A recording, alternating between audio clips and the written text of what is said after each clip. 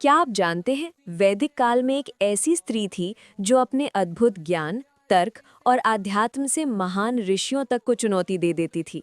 हाँ, उनका नाम था गार्गी वाचकनवी। प्राचीन भारत की सबसे श्रेष्ठ दार्शनिक, प्राकृतिक दार्शनिक और ब्रह्म विद्या की अद्वितीय जानकार। वैदिक साहित्य में उन्हें ब्रह्मवादिनी कहा गया, क्योंकि उनके प्रश्न सीधे सृष्टि, ब्रह्म और आत्मा के सबसे गहन रहस्यों को छूते थे।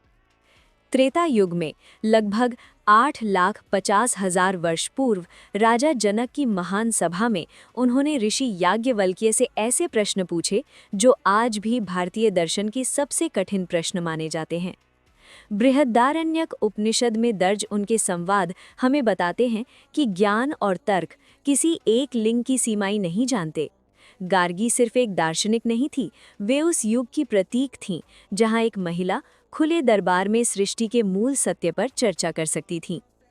अगर आप भारतीय दर्शन, उपनिषदों और महान विदुषियों के इतिहास को जानना चाहते हैं तो ये वीडियो आपके लिए ही है।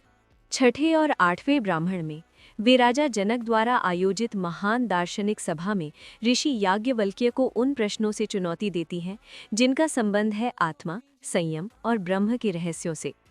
उनके प्रश्न सिर्फ सवाल नहीं थे, वे सृष्टि की गहराई में उतरने का साहस थे। कहा जाता है कि ऋग्वेद के कई भजन भी गार्गी के नाम से जुड़े माने जाते हैं, जिन्हें आज भी ब्रह्मचर्य धारण करने वाले और परंपरागत हिंदू भक्तिपूर्वक गाते हैं।